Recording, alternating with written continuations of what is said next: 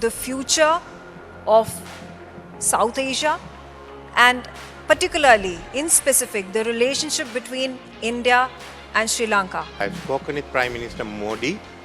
So when we were in trouble, you all gave us $4.5 billion. With that on a side, I could handle the economy. Also, Sri Lanka, getting out of bankruptcy not sufficient. We also have a deficit in our foreign exchange earnings. How do we work together? So, Prime Minister and Modi and I spoke, and we put all our agreements, our projects together. We go along with India and also with Indonesia. And Thailand, and Bangladesh, we are certainly into it. What is your perspective when it comes to China having massive influence in the subcontinent? My concerns went even bigger. Even if you are commercial concerned, if I don't benefit, why should I allow you to be in my sea? So we had stopped that. We are strengthening the anti-submarine capacity of our navy.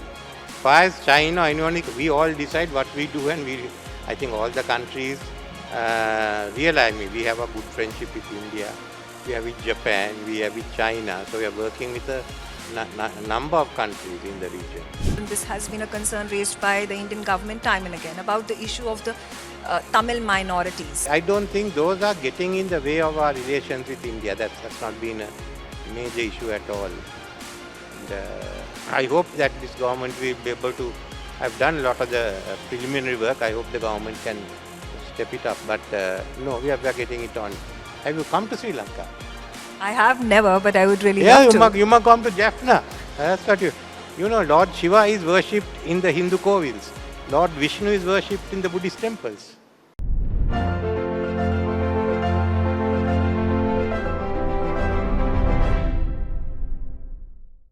Thank you for that brilliant speech, President Wickremesinghe. And let's dive straight into it, talking about the future of South Asia and particularly, in specific, the relationship between India and Sri Lanka. How do you envisage it in wake of the new government that has been formed recently? And of course, the Prime Minister first coming to India, making the first visit to India after his election. No, generally, the President and the Prime Minister make their first visits to India.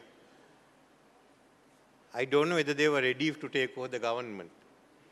But what I have done is, I've spoken with Prime Minister Modi.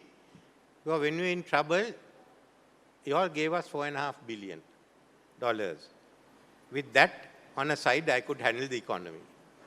Whether it's China or Japan, the rules were stricter for them.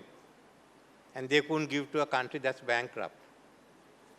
One was that because of our trade agreements, and I said secondly because of the neighborhood first policy, we got this money. I don't think many others can, maybe Maldives or any other countries. With that, now we have to also Sri Lanka, getting out of bankruptcy not sufficient. We also have a deficit in our foreign exchange earnings. How do we work together? So Prime Minister and Modi and I spoke, and we put all our agreements, our projects together. We are going to sell, basically, the idea was that we will sell renewable energy to India. I was trying to give 25 gigawatts or even 50 if we could do it, so that our economy would have benefited, you would have benefited. Secondly was to make Trincomalee the regional logistic hub, with the pipeline coming in from in Nagapatnam and us putting basically a refinery there and developing it. So we were thinking in terms of developing that cluster.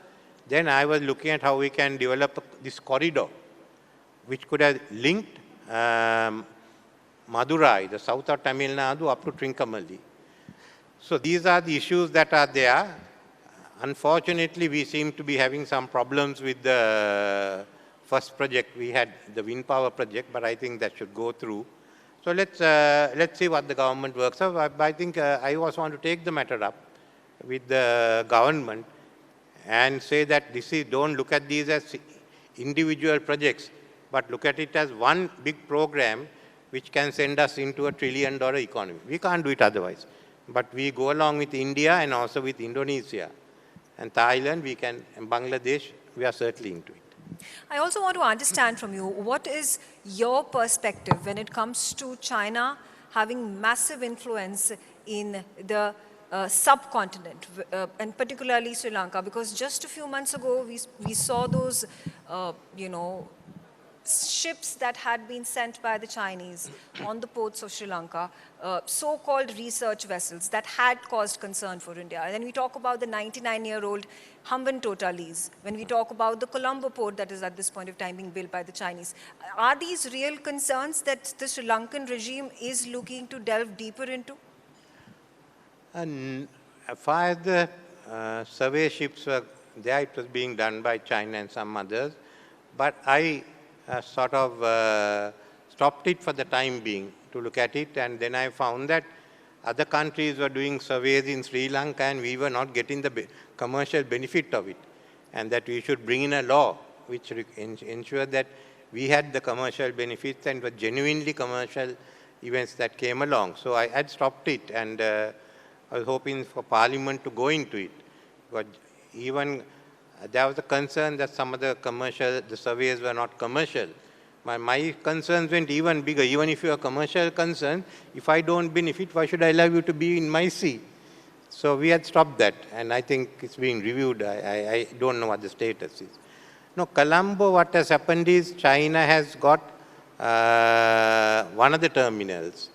The other terminal has gone to Adani. So we'll have both those.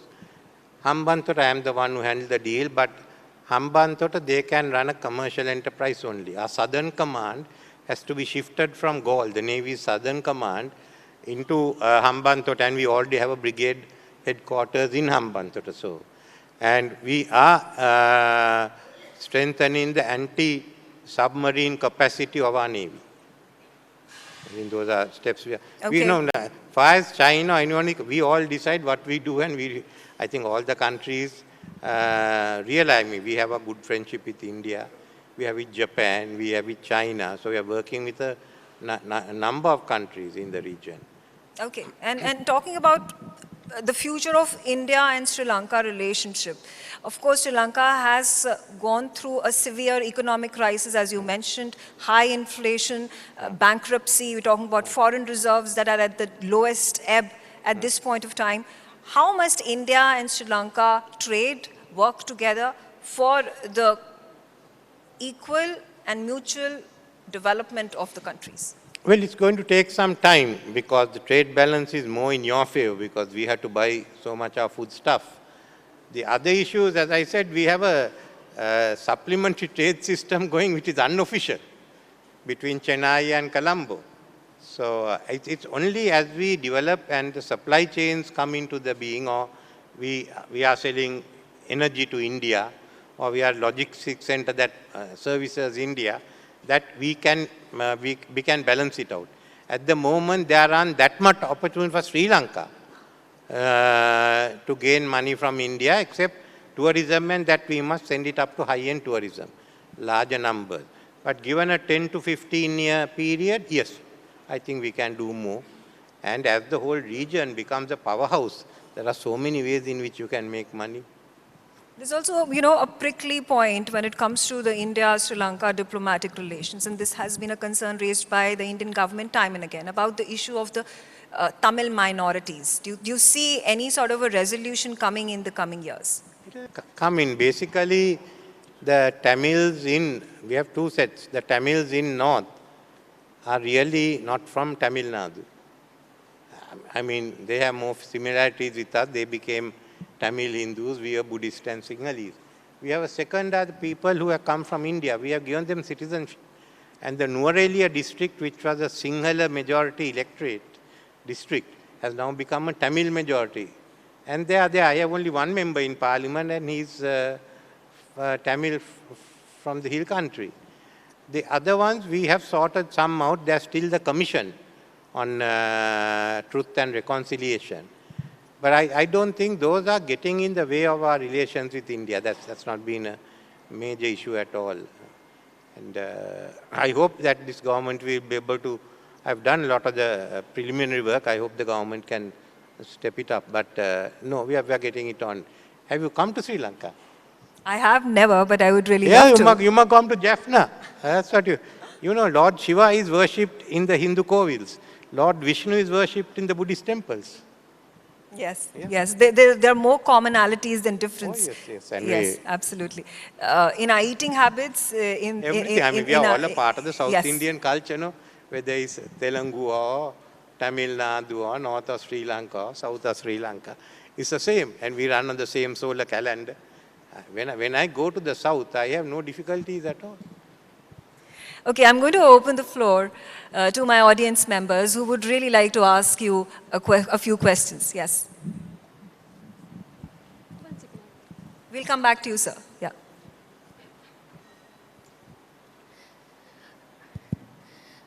Thank you, President. That was an excellent speech also, and I enjoyed it.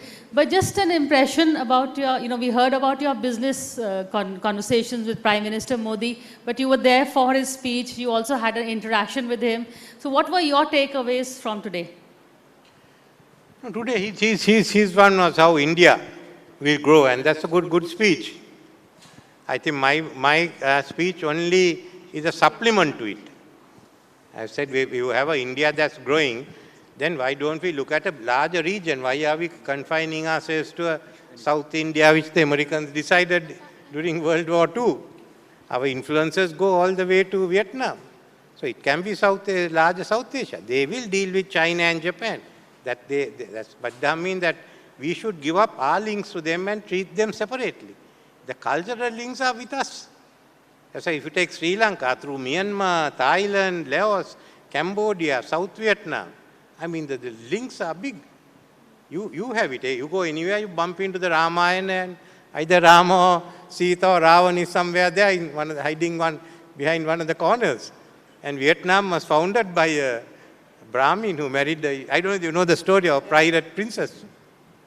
Why are we keeping them out? Yeah. Excellency, this is Anangsha Mitra. I'm a journalist and a foreign affairs scholar. I have a capsule question, it's a pair-up question. The first one, do you gain a lot the more India and China fights? Pardon? Do you gain a lot whenever the India and China fights because you can negotiate the both? And number two, your former Foreign Minister Ali Savri recently in exports mentioned about why this is the era of multipolarity given the development of yesternight in Washington, D.C. Do you think Sri Lanka is in a position to go to the New Development Bank instead of IMF? Do you call this, your recovery is basically the blessings for IMF? I don't think New Development Bank is anywhere close to the IMF. Both the ADB and the Asian Infrastructure Development Bank would be close to it. Now you wanted to know about China and India fighting. Is that what we asked? He said, is Sri Lanka benefiting every single time there is a tiff between India and China? Look, India knows how to play the game. No? You are with the Quad, you are with the BRICS. So how can we go and intervene in a fight? You all are playing your game, we are playing our game, right? We all know that. Are there more questions from the audience?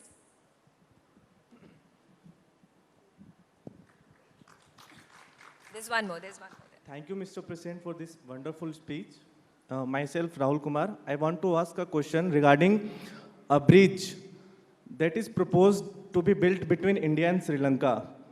So what are the prospects that the bridge can be built, and what are the impediments?